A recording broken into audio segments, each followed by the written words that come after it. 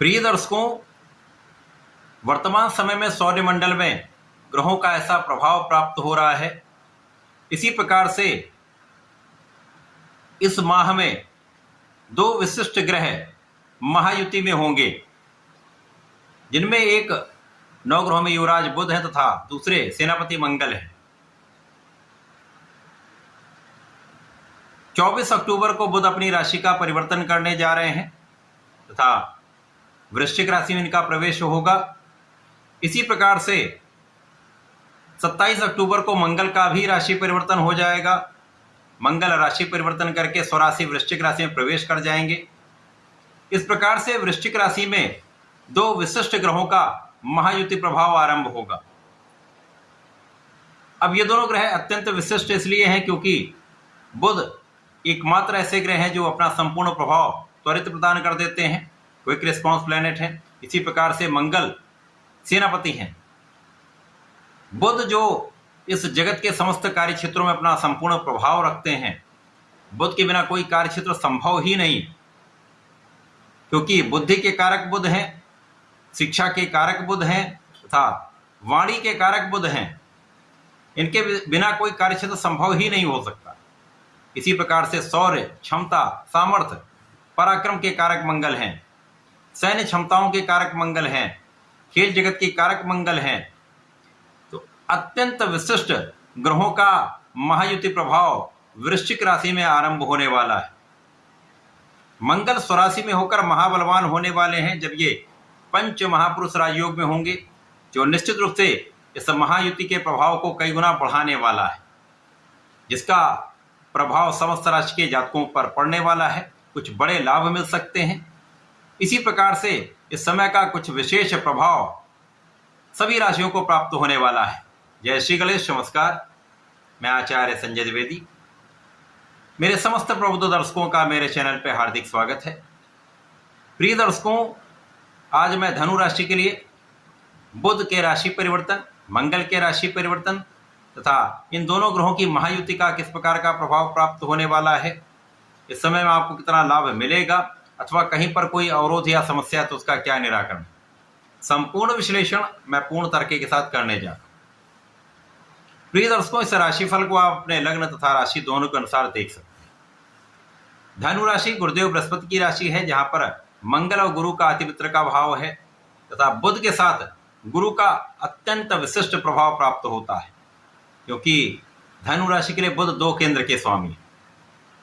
धनु राशि के लिए ये आपके सप्तम तथा कर्म क्षेत्र के स्वामी हैं।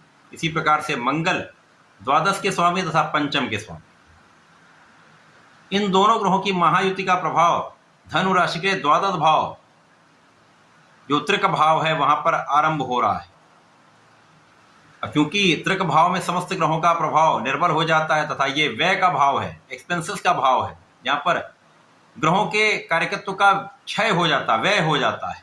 द्वादश भाव में जब मंगल और बुध दोनों होंगे तो दोनों के कार्यकत्व का व्यय होगा तथा जिस जिस भाव के स्वामी हैं उनमें कुछ निर्बलता अवश्य आएगी। मंगल स्वराशि में होकर पंच महापुरुष राजयोग रोचक योग में होंगे। अब क्योंकि ये द्वादश भाव का रोचक योग है तो इतना प्रभावी नहीं होगा तथा यहाँ पर तात्कालिक रूप से मांगलिक दोष भी बनेगा, जिसके कारण कुछ समस्याएं भी आएंगी। यहाँ पर ज्ञान शिक्षा का भाव कुछ निर्बल हो सकता है। जो विद्यार्थी गण हैं उनका मन पढ़ाई में कम लगेगा, मन में कुछ भ्रम आ सकता है अथवा आप अपनी ऊर्जा का सही दिशा में उपयोग नहीं कर पाएंगे। बहुत इसी प्रकार से इस समय में आप अपने मन को संतुलित कर लेंगे तो समस्याएं कम होंगी। अब क्योंकि कर्म क्षेत्र के स्वामी बुध भी वहां पर हैं, तो यहाँ पर पढ़ाई के साथ साथ जो लोग अपने कार्य क्षेत्र में हैं, अपने व्यापार में हैं, अपने प्रोफेशन में हैं, नौकरी में हैं, यहाँ पर भी कुछ उतार चढ़ाव की स्थिति बनती है। क्योंकि बुध इमीडिएट रिस्पॉन्स कर देते हैं तो यहाँ पर जो भी अच्छा बुरा प्रभाव होता है वो तुरंत प्राप्त होने लगता है। तो यहाँ पर आपको अपने कार्य क्षेत्र में पूर्ण निष्ठा के साथ लगे रहना है, किसी प्रकार की अनियमितता नहीं करनी है, पूर्ण रूप से न्यायोचित रहना है तथा इस समय में अपने बुद्धि बल का उपयोग करना है। अब क्योंकि ये मंगल और बुध का संयुक्त प्रभाव है, जो नैसर्गिक रूप से भी मित्र नहीं होते परंतु तात्कालिक मैत्री में है, जिसके कारण बहुत सारी समस्याओं से आप बचेंगे। इस समय में आपके व्यय बढ़ने वाले हैं, कुछ यात्राएं आपको समस्या दे सकती हैं, स्वास्थ्य में कुछ समस्या हो सकती है।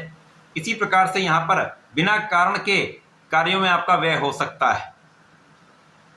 कुछ यात्राएं तो आपके लिए फलीभूत होंगी परंतु अनावश्यक यात्राएं आपके लिए कष्ट का कारण बन सकती हैं। इसी प्रकार से जो जातक विदेश में रहकर कार्य कर रहे हैं, मातृस्थान से दूर हैं, विदेश से संबंधित होकर किसी कार्य में है, किसी व्यापार में, किसी नौकरी में, उनके लिए बड़ी समस्या नहीं है।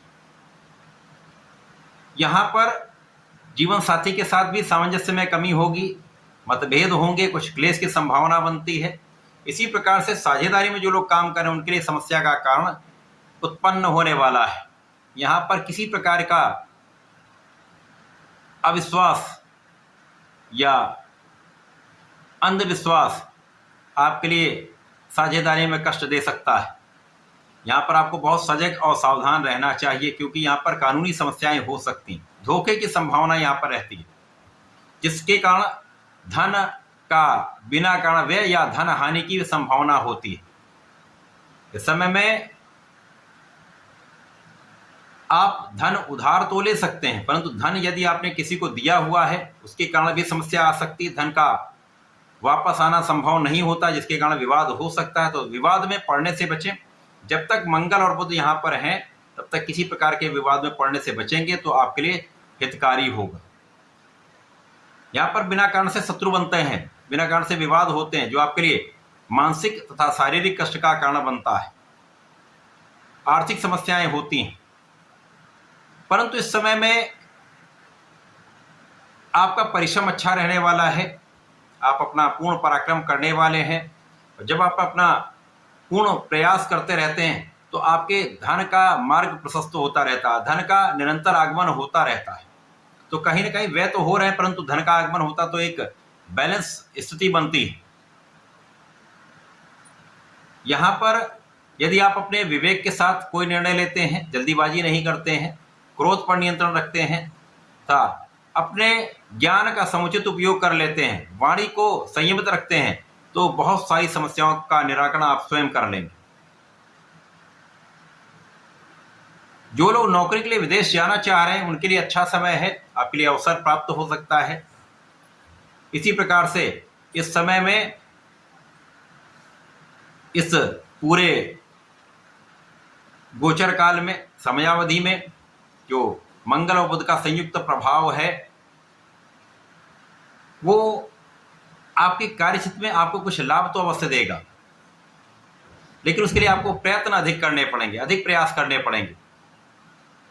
लोगों का पूर्ण सहयोग लेने के लिए आपको अधिक प्रयास करना पड़ेगा, क्योंकि यहाँ पर भी लोगों को उतना सहयोग नहीं प्राप्त हो पाता जितना आप प्राप्त करते रहे हैं या आपको प्राप्त होता रहा है।